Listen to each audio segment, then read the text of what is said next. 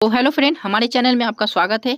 आज हम हिंदी का काफ़ी इंपॉर्टेंट क्वेश्चन को हल करने वाले हैं, जो कि आपके मैट्रिक के एग्जाम के लिए काफ़ी इंपॉर्टेंट होने वाला है। यदि आप फरवरी 2025 में मैट्रिक का एग्जाम देने वाले हैं तो प्लीज़ ये वीडियो को आप जरूर वॉच कीजिए, क्योंकि इस वीडियो से आपके कन्फर्म है कि 10 से 15 मार्क्स आपको बिल्कुल आसानी से मिल जाएंगे। तो यदि आप चैनल पर नए हैं तो प्लीज़ चैनल को सब्सक्राइब कर लीजिए, ताकि इस चैनल पर आपको ऑब्जेक्टिव और सब्जेक्टिव दोनों का तैयारी बहुत आसानी से कराया जाता है। और एक बात और, इस वीडियो को आप बिल्कुल वॉच कीजिएगा और आपको बिल्कुल याद नहीं करना है, आपको सिर्फ वीडियो को देखना है। मैं यकीन मानिए आपको देखते देखते ही आपको आंसर क्या हो जाएगा, माइंड में रिवीजन होने लगेगा।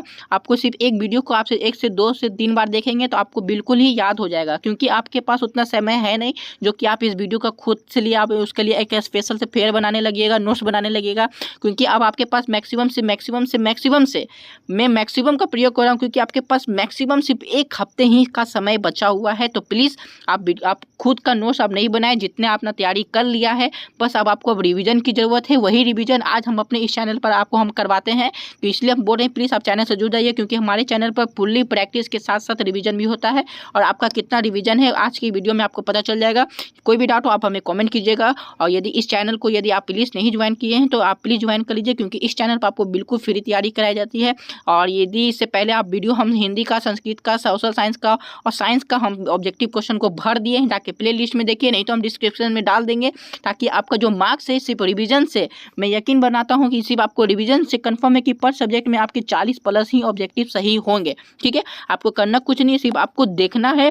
देखते देखते ही ऑप्शन के साथ साथ क्वेश्चन भी आपको क्या हो जाएगा, याद हो जाएगा।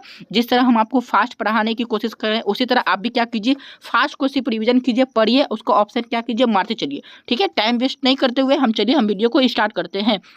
देखिए, पहला ही क्वेश्चन हमारा बोला गया है कि भीमराव जो अंबेडकर थे उसका विख्यात भाषण जो था एनिहिलेशन ऑफ कास्ट, हिंदी का रूपांतरण किसने किया था। यानी भीमराव अंबेडकर के लिए जो विख्यात भाषण था, यानी कि भीमराव अंबेडकर थे जिनका कहानी क्या था, शीर्षक क्या था, जाति सम विभाजन। ठीक है, उन्होंने एक भाषण दिया था, उस भाषण का नाम था एनिहिलेशन ऑफ कास्ट। इसका हिंदी में अनुवाद किसने किया था, अर्थात रूपांतर किसने किया था। ध्यान रखिएगा दोस्तों, हिंदी में इसका जो रूपांतर था वो ललई सिंह यादव जी थे। कौन थे दोस्तों, तो ललई सिंह यादव जी थे, जो एनिहिलेशन ऑफ कास्ट का हिंदी क्या किए थे, रूपांतरण किए थे। ठीक है दोस्तों, अब देखिए अगला क्वेश्चन की तरफ चलते हैं। अगला क्वेश्चन है कि ललिन विलोचन शर्मा का जो जन्म हुआ था वो कब हुआ था। दोस्तों ध्यान रखिएगा, इससे पहले वाले क्वेश्चन में जिसमें हम 100 ऑब्जेक्टिव क्वेश्चन आए थे, इसमें भी हम उस क्वेश्चन को डाले हुए थे, क्योंकि ललिन विलोचन शर्मा का जन्म हमेशा आता ही है। और एक और जो लेखक थे जिनका नाम था यचिंद्र का भी जन्म क्या कहा जाता है, बिहार बोर्ड में पूछा जाता है। ठीक है दोस्तों, ये 2 लेखक का जन्म आप बिल्कुल याद कर लीजिएगा। तो देखिए, ललिन विलोचन शर्मा का जो जन्म हुआ, तो ध्यान रखिएगा, वो 18 फरवरी 1916 ईस्वी में हुआ था। ठीक है दोस्तों, अब देखिए सेन साहब को कितनी लड़कियां थी, तो ध्यान रखिए दोस्तों, सेन साहब की जो लड़कियां थी वो 5 लड़कियां थी।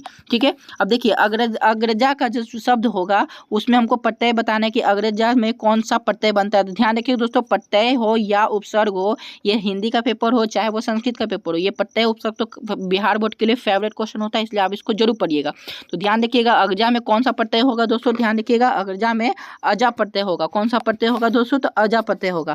अब देखिए मदन किसका बेटा था, अब हमको बताना है कि जो मदन था वो किसका बेटा था। ध्यान रखिएगा, मदन जो था वो गिरधर लाल का बेटा था। अब देखिए, महारानी विक्टोरिया के द्वारा किसे नाइट की उपाधि प्रदान की गई थी। यानी कि महारानी विक्टोरिया जो थी ना, उसे नाइट का उपाधि प्रदान किया गया था। तो किसके द्वारा, तो कौन से लेखक थे, हमें लेखक का नाम बताना है दोस्तों। ध्यान रखिएगा, मैक्स मुलर थे। कौन थे दोस्तों, तो मैक्स मुलर थे। एक बात और, यदि महारानी विक्टोरिया है तो आपको किसी के बारे में पूछे तो वो मैक्स मुलर का आप मार के आ जाइएगा, आपको 1 नंबर बहुत आसानी से मिल जाएगा।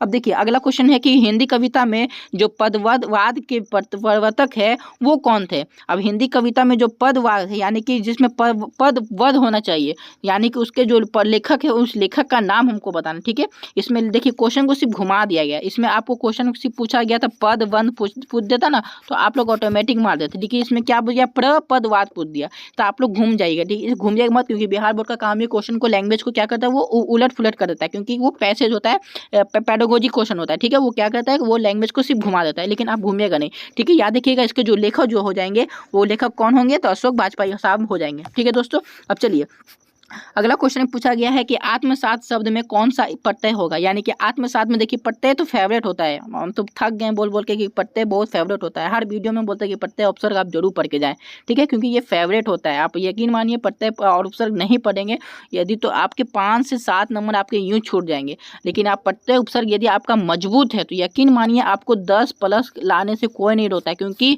आपको एग्जाम में आपको सिर्फ 100 ही ऑब्जेक्टिव आपको मिलेंगे, लेकिन आपको 100 ऑब्जेक्टिव बनाना नहीं है दोस्तों, आपको उन 100 में से आपको 50 छांटना है, ठीक है। और वो आपके ऊपर है, बिहार बोर्ड आपको 100 ऑब्जेक्टिव दे देता है, लेकिन छांटने का काम है ना वो आपके हाथ में, आप कैसे भी छांटिए। तो कोशिश कीजिएगा प्रत्यय उपसर्ग तो आपको क्या करता है ना वो प्रत्यय उपसर्ग क्या करेगा ना 61 से लेकर आपको 70 के बीच में आपको 2 गो प्रत्यय कन्फर्म मिलेगा। नंबर 2, यदि आप 31 से लेकर यदि आप 50 के बीच में छाटेंगे क्वेश्चन को ऑब्जेक्टिव में, कि हम ऑब्जेक्टिव की बात कर रहे हैं, तो उसमें कन्फर्म है कि 2 से 3 उपसर्ग मिल जाएंगे। तो 2 उधर हो गया, 5 इधर हो गया, तो 7-8 नंबर तो आपको यूँ मिल गया। अब पूरा क्वेश्चन यदि बढ़िया से ओवरऑल कर लेते हैं तो कन्फर्म है कि दोस्तों आपको 11 नंबर कोई नहीं काटेगा। 11 ऑब्जेक्टिव आप यूँ लिए हैं, सिर्फ किससे 2 टॉपिक से, एक प्रत्यय से लिए हैं और एक उपसर्ग से लिए हैं। लेकिन आपका उच्चारण स्थान भी मजबूत है, तीसरा टॉपिक की हम बात करें, यदि उच्चारण स्थान भी मजबूत है तो उससे भी आप 2 नंबर ले आएंगे, ठीक है। ग्रामर में यदि ओवरऑल बोला जाए तो आप प्रत्येक पर लीजिएगा, उपसर्ग पर लीजिएगा, उच्चारण स्थान पर लीजिएगा, कारक पर लीजिएगा, संधि विच्छेद पर लीजिएगा, और एक सबसे इंपॉर्टेंट बात शुद्ध और अशुद्ध वाक्य जरूर पढ़ लीजिएगा, क्योंकि एक क्वेश्चन उससे भी बनता है, ठीक है दोस्तों। चलिए अगला पूछते हैं कि अगला क्वेश्चन पूछा गया आत्मसात प्रत्यय में कौन सा प्रत्यय बनेगा, इसमें हमको बताएं दोस्तों। ध्यान रखिएगा, आत्मसात में जो प्रत्यय हमारा बनेगा वो हमारा 7 बनेगा। कैसा बनेगा दोस्तों? तो 7 बनेगा। अब देखिए विचार और वितर्क में किस लेखक का रचना है, तो विचार और वितर्क में देखिए दोनों विचार भी जो है वो 20 से विचार स्टार्ट हुआ है, तो 20 से वितर्क स्टार्ट हुआ है, ठीक है। कंफ्यूजन मत कीजिए, या तो क्वेश्चन में आपको विचार देगा या तो वितर्क देगा, लेकिन इस क्वेश्चन में आपको दोनों पूछा गया है। तो ध्यान रखिएगा दोस्तों, विचार और वितर्क के जो लेखक थे वो हजारी प्रसाद द्विवेदी थे, ठीक है। अब देखिए नाखून बार बार काटते रहना और अलंकृत करते रहना निरूपित करता है क्यों। अब हमको बताना है, जो नाखून बार बार काटते हैं वो अलंकित करते रहता है, निरूपित करता है, किसे निरूपित करता है दोस्तों? ध्यान रखिएगा, सुंदरता और स्वच्छ पर ध्यान देने के लिए, क्योंकि नाखून हमारे बड़े रहते तो वो क्या लगता है, अगिंद लगते हैं, गंधीन टाइप के लगते हैं। और साथ ही साथ नाखून के ऊपर यदि हम लोग कुछ हो तो उसका सुधारण कर देते हैं, उसका देखभाल करते हैं, वो देखने में काफ़ी क्या करता है, आकर्षित करता है, सुंदरता को बढ़ाता है। अब देखिए धीरेना शब्द का विलोम क्या बनेगा, अब हमें धीरेना शब्द का विलोम बताना है। ध्यान रखिए दोस्तों, धीरेना शब्द का जो विलोम बनेगा वो क्या बनेगा, तो प्रेम बनेगा। नफरत से क्या बनता है दोस्तों, तो प्रेम बनता है। अब देखिए हवा शब्द का लिंग बताना है कि हवा में कैसा लिंग होगा, स्त्रीलिंग होगा कि पुल्लिंग होगा या उभयलिंग होगा। तो ध्यान रखिएगा दोस्तों, हवा जो है वो हमारा स्त्रीलिंग शब्द है, ठीक है दोस्तों। अब देखिए कुल 4 आदमी हैं, क्या है दोस्तों, तो कुल 4 आदमी हैं। लेखांकित शब्द में हमको पदवंग बताना है। देखिए पदवंग से हम बार बार रिपीट बोल रहे हैं कि पदवंग जो है वो आपके बिहार ऑफिशियल द्वारा जो मॉडल पेपर रिलीज हुआ है हिंदी का, उसमें भी पदवंग से क्वेश्चन एक बार डाला हुआ है, ठीक है। यदि आप क्वेश्चन नंबर शायद आप 53 नंबर देखेंगे ना मॉडल पेपर का, शायद वो 53 है दोस्तों, हम नंबर में थोड़ा सा डाउट है, लेकिन आप मॉडल पेपर एक बार बढ़िया से देखेंगे तो उसमें पदवंग के बारे में बताया गया है, ठीक है। यदि आपको नहीं देखना है तो हम हिंदी का मॉडल पेपर सॉल्व कराए हुए हैं, उसको जाके देखिए, काफ़ी लोग उसे देखे हुए हैं, और उसमें पदवंग में क्वेश्चन आया हुआ है, किस तरह का पूछा जाता है उसको आप जाके देखिए, आपको पता चलेगा, ठीक है। कुल 4 आदमी है। अब कुल 4 आदमी हमको बताना है कि इसमें पदवंग कौन है। तो ध्यान रखिए दोस्तों, इसमें पदवंग जो होगा वो विशेषण पद्म होगा, क्योंकि 4 आदमी, 4 हमारा क्या बता रहा है, विशेषण बताता है। जिस वाक्य में जो विशेषण बताता है उसको हम विशेषण पदवंग बोलते हैं, ठीक है दोस्तों। अब देखिए उसने अपने मित्र का पुस्तकालय खरीदा, वाक्य में क्या बनेगा, इसमें मिश्र वाक्य बनेगा, सरल वाक्य बनेगा या संयुक्त वाक्य बनेगा, ठीक है। अब हमको ये बताना है दोस्तों, ध्यान रखिएगा, जिस वाक्य में 2 वाक्य का मिश्रण होता है उसे हम मिश्र वाक्य बोलते हैं। क्या बनते हैं दोस्तों, मिश्र वाक्य बोलते हैं। अब उसमें हम पहचानेंगे कैसे, तो उसमें पहचानने के लिए आपको क्या करनेगा, सेंटेंस को आपको क्या करना होगा दोस्तों, ध्यान देना पड़ेगा। देखिए अपने मित्र का पुस्तकालय खरीदा, ये पहला वाक्य बन गया, और जिस वाक्य में उसने आ जाए या कहा आ जाए या किसने आ जाए ये दूसरा वाक्य बनता है। यानी कि पहला वाक्य हो गया मेरा उसने, और दूसरा वाक्य हो गया मेरा उसने अपने मित्र का पुस्तकालय खरीदा। ये पहले वाले और दूसरे वाले को यदि हम जोड़ देते हैं तब जाके मेरा क्या बनता है दोस्तों, मिश्र वाक्य बनता है, ठीक है दोस्तों। आई होप कि आप समझ गए होंगे। अगला देखिए, अगला क्वेश्चन पूछा गया है नक्षत्र लोक किस लेखक की कृति है। नक्षत्र लोक किस लेखक की कृति है दोस्तों? तो ध्यान रखिएगा, नक्षत्र जो है वो गुणाकर मूल्य की एक कृति है, यानी कि बुक है। गुणाकर मूल्य ही जो क्या थे, नक्षत्र लोक लिखे थे। अब देखिए, जिसकी उपमा दी जाती है उसके लिए एक शब्द क्या बनेगा? तो देखिए, जिसकी उपमा दी जाती है उसके लिए एक शब्द उपमान बनेगा। क्या बनेगा? उपमान बनेगा। अब देखिए, मराठी भाषा की लिपि क्या होती है दोस्तों? तो यहाँ ध्यान रखिएगा, तो मराठी भाषा की जो लिपि होती है वो देवनागरी लिपि होती है। कैसी होती है दोस्तों? तो देवनागरी लिपि होती है। अब देखिए, धारा नगरी के कौन सा परमार शासक जो थे वो विद्या नुरागरी थे। यानी कि धारा नगरी के कौन परमार शासक थे जो विद्या नुरागरी थे? तो ध्यान रखिए दोस्तों, धारा नगरी के जो परंपरा शासक विद्या नागरी थे वो कौन थे? वो भोज थे।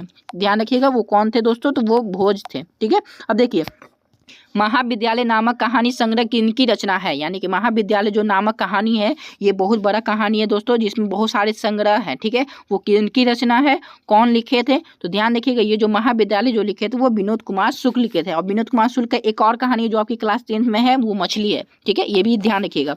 अब देखिए, बहादुर की जो माँ थी वो गुस्से से पागल क्यों हो गई थी? अब हमें ये बताने के कहानी में ध्यान रखिएगा, आप यदि बहादुर कहानी पढ़िएगा तो बहादुर की जो माँ थी ना वो गुस्से से पागल हो जाती थी। तो वो क्यों पागल हो जाती? क्योंकि बहादुर ने भैंस को मारा था। ठीक है, इसलिए वो पागल हो गई थी। पागल नहीं हो गई तो वो पागल हो जाती थी। ठीक है। अब देखिए, किसने सोवियत संघ पर आक्रमण किया था? यानी कि सोवियत संघ जो था ना उस पर कोई आक्रमण किया था। ठीक है, सोवियत संघ था ना उस पर कोई व्यक्ति चाहे तो आक्रमण कर दिया था। वो आक्रमण कौन किया था? महारानी विक्टोरिया की थी, तो पुतिन थी, या हिटलर था, या लेनिन था? उसका नाम बताना। तो ध्यान रखिएगा, सोवियत संघ पर जो आक्रमण किया था ना वो हिटलर था। ठीक है, कौन है दोस्तों? वो हिटलर था। और हिटलर के बारे में एक और रोचक बात हम आपको बताएंगे, क्योंकि ये क्लास 9th में हिटलर के बारे में पढ़ना है। हिटलर को ना अपने मौत से काफ़ी डर लगता था। ठीक है, ये बहुत इसका साइकोलॉजी फैक्ट है, हिटलर के बारे में आपको बिल्कुल जानना चाहिए। ठीक है, हिटलर जब भी खाना नहीं खाता था उसके लिए उसको वेटर को रखता था। पहले वेटर खाना को टेस्ट करेगा, उसके बाद हम खाना खाएंगे, क्योंकि हिटलर को डर लगता था कि अपने ही लोग क्या करेंगे, उसे मारेंगे, मार डालेंगे। ठीक है, इसलिए वो अपने खानों को पहले क्या करता था, वो वेटर से चेक करवाता था कि पहले तुम खाओ, वो यदि जिंदा है तो उसके बाद हम ही खाएंगे। ठीक है दोस्तों, चलिए अगला क्वेश्चन वो हिटलर बाद में पढ़ लेंगे, पहले आप एग्जाम पर ध्यान दीजिए। अब देखिए, अगला क्वेश्चन है कि यदि मनुष्य परिस्थिति का नियामक नहीं है तो परिस्थितियां भी मनुष्य की क्या पड़ेगी? देखिए, यदि मनुष्य जो है परिस्थितियां उसके खिलाफ नहीं जा रही है तो परिस्थितियां क्या मनुष्य के खिलाफ जाना चाहिए, ये हमें बताना है। तो ध्यान रखिएगा, यदि मनुष्य की परिस्थितियां का नियामक नहीं है तो परिस्थितियां भी मनुष्य की क्या होगी? नियामक नहीं रहेगी। यदि आप मेरा साथ नहीं दीजिएगा तो हम आपका क्या करेंगे? साथ नहीं देंगे। ये इसी उदाहरण हम आपको सिर्फ समझाने के लिए बोल रहे हैं। ठीक है, ऐसा कुछ नहीं है दोस्तों। देखिए, मनुष्य परिस्थितियों का नियामक नहीं है, इसका मतलब परिस्थितियां भी क्या करेगी? मनुष्य के नियामक नहीं रहेगी। ठीक है दोस्तों, ठीक है, इसका ऑप्शन बी बिल्कुल राइट आंसर होगा। अब देखिए, गुदरी का लाल मुहावरे का अर्थ क्या बनेगा? यानी कि गुदरी का जो लाल है वो मुहावरे का अर्थ क्या बनेगा? गरीब के घर में गुणवान का उत्पन्न होना। क्या बनेगा दोस्तों? गरीब के घर में गुणवान का उत्पन्न होना। अब देखिए, बहुत अच्छा क्वेश्चन आ गया है, व्याकरण से आ गया है, पर्यायवाची शब्द है। आप लोग बचपन से पर्यायवाची शब्द पढ़ते आ रहे हैं कि गणेश शब्द का हमको पर्यायवाची शब्द बताना है। तो ध्यान देखिएगा, गणेश का आप लोग पता है कि लंबोदर होता है, लंबा है उदर जिसका, यानी कि गणेश की बात हो रही है। ठीक है, अब देखिए, प्रतिदिन शब्द में हमको कौन सा समास बताना है, ये यानी कि प्रतिदिन में कौन सा समास होगा, प्रतिदिन में कौन सा शब्द का समास का प्रयोग होगा, ये हमें बताना है। तो ध्यान रखिएगा, प्रतिदिन में अवयवी भाव समास का प्रयोग होगा। ठीक है, अब देखिए, यशोधरा का हमको संधि विच्छेद करना है। देखिए, यशोधरा हो गया, प्रतिदिन हो गया, ये तो एकदम फेवरेट क्वेश्चन है बिहार बोर्ड के लिए। ठीक है, यशोधरा का संधि विच्छेद बनेगा यश प्लस धरा। यश प्लस धरा से क्या बनेगा? यशोधरा। देखिए, अभी हम शुद्ध वाक्य का हम चर्चा कर रहे थे। देखिए, शुद्ध वाक्य आ गया। अब हमको बताना है कि शुद्ध वाक्य कौन है, निम्नलिखित में शुद्ध वाक्य कौन है। देखिए, जब भी आपको शुद्ध वाक्य आए या अशुद्ध वाक्य आए, आप उसको एक बार पढ़ के देख लीजिए, आप ऑप्शन को पढ़ के देख लीजिए। देखिए, खुद उच्चारण क्या लगेगा कि ये सही है, ये गलत है। यदि आपको खुद पहचानने में आ जाएगा तो आपको खुद कहिएगा कि हाँ ये शुद्ध वाक्य है। जैसे देखिए, आप इसको पढ़िएगा तो आपको पता चलेगा। देखिए, शब्द तो केवल संकेत मात्र है। देखिए, पढ़ने में क्या लग रहा है कि थोड़ा सा गजब टाइप का नहीं लग रहा है कि शब्द तो केवल संकेत मात्र है, ये कुछ ठीक नहीं लग रहा है। लेकिन ऑप्शन बी देखेंगे कि शब्द तो केवल संकेत है, हाँ ये कुछ ठीक लग रहा है कि शब्द जो है वो केवल क्या है दोस्तों? वो संकेत है। लेकिन ऑप्शन सी भी देखते हैं, शब्द तो केवल संकेत मात्र ही है। वाह, ये क्या थोड़ा सा ठीक लग रहा है। ये बी की तुलना में यदि सी को देखा जाए थोड़ा सा ठीक लग रहा है, क्योंकि ये ठीक इसलिए लग रहा है क्योंकि यहाँ पे दोस्तों ही का प्रयोग हो गया है। ठीक है, ही का प्रयोग हो गया है कि शब्द तो केवल संकेत मात्र ही है। यदि यहाँ पे ही नहीं रहता तो हम ऑप्शन बी के खिलाफ जाते हैं कि बी मेरा बिल्कुल राइट आंसर होता, लेकिन यहाँ पे ही है इसलिए हम ऑप्शन सी के खिलाफ जाएंगे कि ऑप्शन सी मेरा बिल्कुल राइट आंसर होगा। अब देखिए, अब कवि धनानंद किस भाषा के यहाँ मीर मुंशी का काम करते थे। अब कवि धनानंद जो थे बाबू, वो बादशाह के यहाँ मीर मुंशी का काम करते थे। मीर मुंशी का मान करते थे, वो कौन से हमें बादशाह का नाम बताना है। हुमायूं बादशाह थे, या बाबर थे, या मोहम्मद शाह रंगीले थे, या अकबर थे। तो ध्यान रखिएगा बाबू, जो बादशाह मीर मुंशी थे ना, वो मोहम्मद शाह रंगीले थे। जहाँ पे धनानंद थे ना, वो मीर मुंशी का क्या करते थे, वो ये काम करते थे।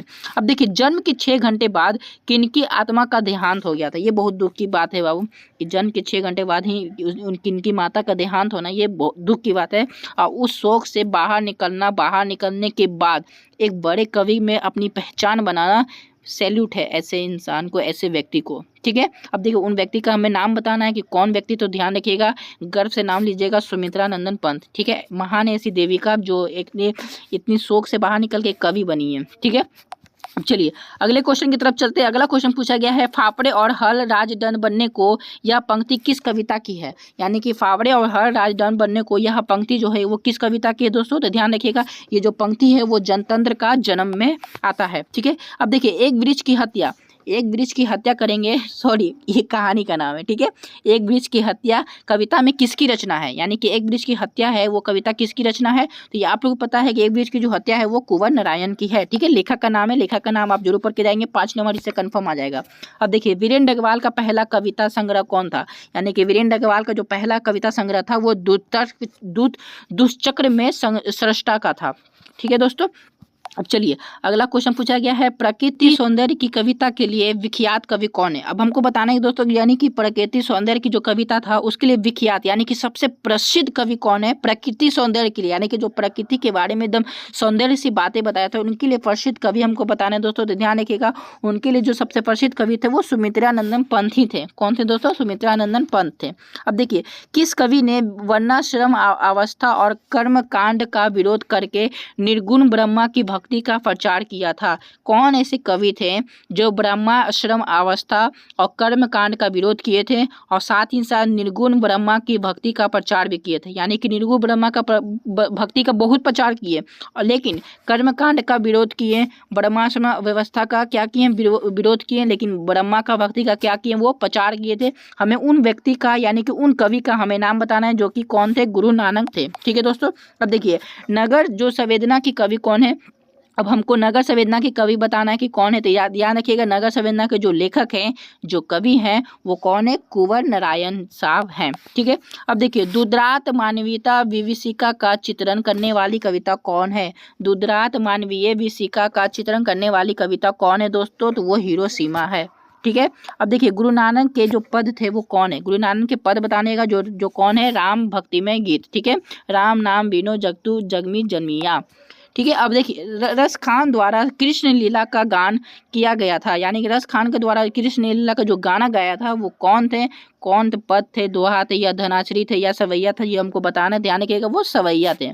ठीक है, यहाँ पे सवैयो लिखा हुआ है, लेकिन सवैया सवैयो एक ही है, एक वचन बहुवचन है। अब देखिए, कवि प्रेमघन द्वारा अधिकांश काव्य रचना किस भाषा में लिखा गया है। यानी कि कवि जो प्रेमघन थे ना, वो अपने अधिकांश जो अधिक से अधिक जो काव्य जो लिखे थे ना, वो सबसे ज़्यादा किस भाषा में लिखे थे। तो ध्यान रखिएगा, सबसे ज़्यादा ब्रज भाषा में लिखे थे, क्योंकि कवि प्रेमघन जो थे उनको ब्रज भाषा और अवधि भाषा के द्वारा बहुत ज़्यादा नॉलेज था, बहुत ज़्यादा ज्ञान प्राप्त हुआ था। ठीक है, अब चलिए, अब देखिए, श्रवण किरण किस कवि की रचना है। हमको बताना है कि स्वर्ण किरण की किस कवि की रचना है दोस्तों। ध्यान रखिएगा, स्वर्ण किरण जो है वो सुमित्रानंदन पंत की ही रचना है। देखिए, इतने बड़े कवि देखिए, कितने जन्म से पहले अपनी माता को खो देना, इतने बड़े अपने कवि की में पहचान बनाना, कितनी अच्छी अच्छी कविता की रचना की है, आप खुद देखिए। अब देखिए, आत्मजयी नामक प्रबंध काव्य कवि द्वारा किस कवि द्वारा लिखा गया है। यानी कि आत्मजयी नामक जो प्रबंध काव्य कवि जो है किसके द्वारा लिखा गया है। तो दोस्तों ध्यान रखिएगा, वो जो है वो कुंवर नारायण के द्वारा लिखा गया है। देखिए, एक जो लेखक होते हैं ना, वो तरह तरह की किताबों का रचना करते हैं और उनमें से जो सबसे ज़्यादा प्रसिद्ध होता है, जिन्हें लोग काफ़ी ज़्यादा स्नेह देते हैं, प्यार देते हैं, वो उनसे ही क्वेश्चन आपके बिहार बोर्ड पूछेंगे। ठीक है, हालांकि यदि आप इनके लेखक के बारे में पढ़ेंगे ना, जब इन गुरु नानक या कुंवर नारायण या सुमित्रानंदन पंत के यदि आप बायोपिक पढ़ेंगे, इनका जीवनी पढ़ेंगे, तो आपको आपको इन सारे जीवनी में किताबों का रचना किया गया है। यदि आप क्लास 10 का यदि प्रत्येक कवि का जीवनी दिया हुआ है, आप जीवनी पढ़िए, उनके बाद ही कहानी स्टार्ट होता है। ठीक है, क्लास 10 का खासियत यही है दोस्तों, यदि पहले कवि के बारे में बताएगा, उसके बाद कहानी स्टार्ट करेगा। ठीक है, बिहार में ये बहुत अच्छा खूबी है। अब देखिए, आधुनिक साहित्य में एक प्रमुख प्रतिभा क्या था। अब हमको बताना है कि आधुनिक साहित्य में एक प्रमुख प्रतिभा क्या था। तो ध्यान रखिएगा दोस्तों, इसमें सहर्षि वात्स्यायन अज्ञेय एक प्रमुख प्रतिज्ञा था। ठीक है दोस्तों, अब देखिए, किसने जिंदगी में पहली बार अस्पताल का विरोध नहीं किया। अब हमको बताना है कि किसने जिंदगी में पहली बार अस्पताल का विरोध नहीं किया था दोस्तों। तो ध्यान रखिएगा, इसमें जो माँ जो थी ना, वो अस्पताल का विरोध नहीं की थी, पहली बार की बात करें। ठीक है, उसके बाद ये माँ भी, उनको अस्पताल से थोड़ा सा घबराहट होने लगी थी। अब देखिए, माँ जो थी वो रात में कितने बजे हॉस्पिटल में लौटकर घर आई थी। देखिए, माँ पहली बार विरोध नहीं की थी, लेकिन उसके बाद जो माँ थी वो विरोध करनी शुरू कर दी थी। अब देखिए, माँ जो थी वो रात में कितने बजे हॉस्पिटल से लौटकर घर आई थी। ठीक है, घर आई थी रात में हमको बताना है कितने बजे आई थी। तो ध्यान रखिए दोस्तों, रात के ठीक 7 बज रहा था, तब माँ हॉस्पिटल से घर आई थी। अब देखिए, गांव में जुआरी किस्म का व्यक्ति कौन था, यानी गांव में जो है ना वो जुआरी खेलता था, वो कौन था दोस्तों, रंगप्पा था। रंगप्पा 1 नंबर का जुआरी था। ठीक है दोस्तों, रंगप्पा क्या था, 1 नंबर का जुआरी था। ठीक है, अब देखिए, अगला है कि सात कोरी होता किस भाषा के प्रमुख कथाकार है। देखिए, प्रीवियस ईयर वीडियो में यदि आप मेरा देखिएगा, सात कोरी होता करवाया गया है, ये फिर से इस यहाँ पे रिपीट हुआ है कि सात कोरी जो होता है वो किस भाषा में है। तो ध्यान रखिए दोस्तों, सात कोरी जो है वो उड़िया भाषा से है। किस भाषा से है, वो उड़िया भाषा से है। अब देखिए, देवी नदी बांध के नीचे किसका घर था। अब हमको बताना है कि देवी नदी जो बांध था ना, उसके नीचे किसका घर था दोस्तों। तो ध्यान रखिएगा, लक्ष्मी का घर था, क्योंकि लक्ष्मी का घर के देवी नदी जो बांध था ना, उस कहानी पढ़िएगा ना, कहानी बताया कि नदी बांध के नीचे किसका घर था पड़ता था, तो लक्ष्मी का पड़ता था। ठीक है, अब देखिए, मंगू के अलावा माँ की कितनी संतानें थी। अब हमको बताना है कि मंगू के अलावा जो थी माँ की कितनी संतानें थी। तो माँ की 3 संतानें थी। मंगू के अलावा, यानी कि मंगू को हटाकर माँ को कितना संतान हुआ था, तो 3 संतान हुआ था। किसने सीता को रसम मलाई भेजी थी। अब हमको बताना है कि किसने सीता को क्या की थी दोस्तों, तो रसम मलाई भेजी थी। तो ध्यान रखिएगा दोस्तों, एक जो नारायण साहब थे ना, कुंवर नारायण साहब ही ना, कि सीता को क्या भेजे थे, रसम मलाई भेजे थे। ठीक है दोस्तों, तो आज के सेक्शन मेरा ये लास्ट क्वेश्चन है, यानी कि सीता के बड़े लड़का का क्या नाम था दोस्तों। तो ध्यान रखिएगा, सीता बड़े के लड़का का नाम क्या था दोस्तों, तो कैलाश था। क्या था नाम था दोस्तों, तो कैलाश था। ये टोटल मेरा ये जो क्वेश्चन मेरे द्वारा जो 50 क्वेश्चन भी आए था, हम यहाँ पे आज करवा दिए हैं। और इससे पहले हिंदी में हम 100 ऑब्जेक्टिव क्वेश्चन लेके आए हैं दोस्तों, ताकि वो आपको वीडियो काफ़ी अहमियत लगे, आपको काफ़ी प्रॉफिट लगे, क्योंकि आप उस वीडियो यदि आप कर लेते हैं तो कंफर्म है कि बेस तो कंफर्म उसमें आ जाएगा।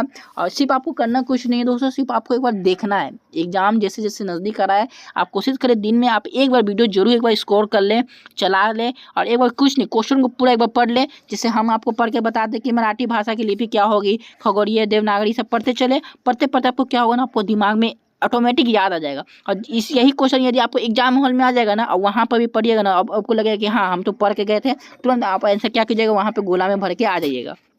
ठीक है, मेरा कहने का अर्थ समझ लेना, लिखने से ज़्यादा अच्छा कि आप पढ़ के देखिए। जितना एक बार पढ़िएगा ना, आपको पढ़ते पढ़ते क्या करेंगे, क्योंकि वहाँ पे आपको लिखना तो है ही, लिखने के लिए आपको सब्जेक्टिव क्वेश्चन बिहार सरकार ऑलरेडी दे रही है, लेकिन एक बार आपको पढ़ने के लिए आपको क्या करना है। देखिए, आप ऑलरेडी आप ऑब्जेक्टिव क्वेश्चन बनाएंगे तो आपको एक बार क्वेश्चन को पढ़ना ही पड़ेगा। उससे अच्छा कि आप अभी से प्रैक्टिस कर लीजिए, अभी से प्रैक्टिस करिएगा तो आपको वहाँ पर आपको एग्जाम में फरवरी में आपको कोई भी दिक्कत नहीं होगा। ठीक है, क्योंकि तैयारी में बहुत कम बचा है, और सरस्वती पूजा भी आने वाला है, आप लोग उसमें भी व्यस्त हो जाएंगे। इससे अच्छा कि आप लोग अपनी मजबूत बना के चलिए। ये मत समझिए कि हमारे पास दिन है, अब ये समझ के चलिए हमारे पास मैक्सिमम अब 6 ही दिन बचे हैं। 6 दिन में हमको कैसे करके हमको 350 प्लस लाना है। ठीक है, आई होप कि आप हमारी बातों को समझ रहे होंगे। और इससे पहले हम बहुत सारे सब्जेक्ट का वीडियो भर दिए हैं, हिंदी संस्कृत को तो हम पूरा भर दिए, आपको इतने के लिए आपको बहुत काफिशिएंट है। लेकिन तब भी हम एक बार हम महामैराथन क्लास हम हिंदी का, संस्कृत का और साइंस का बिल्कुल लाएंगे। यदि आप उसमें से यदि आप कुछ भी नहीं पढ़े, सिर्फ आप मैराथन क्लास आपको देख लीजिएगा, तो यकीन मानिए आपको 50 प्लस तो कोई टारगेट तो आपको नहीं रोकेगा। ठीक है, मेरा मैराथन क्लास एग्जाम से ठीक आपको 2-3 दिन पहले मिलेगा, पर सब्जेक्ट का मिलेगा। मैराथन क्लास का बिल्कुल वेट कीजिएगा। तब तक के लिए आप इस सब वीडियो को, आप इस सब लेक्चर को आप कंप्लीट कीजिए, सिर्फ देखिए, आप स्कोर करते चलिए, आपको ऑटोमेटिक क्वेश्चन याद हो जाएगा। ठीक है, उसके बाद कोई भी आपको डाउट हो तो आप हमें कमेंट बॉक्स में रिप्लाई कीजिएगा। आप हमें कमेंट बॉक्स में अपना सारी डाउट पूछिएगा कि तैयारी कैसे करना है, कम समय बचा है, कैसे तैयारी करें, math, science, Sanskrit, social science, कोई भी एनी सब्जेक्ट हो, आपको हमें डाउट हो तो आप हमें कमेंट में आप रिप्लाई कीजिए। समय निकाल कर हम आपको कमेंट का रिप्लाई करेंगे। ठीक है, फिर मिलते हैं फिर नेक्स्ट वीडियो में, तब तक के लिए थैंक यू।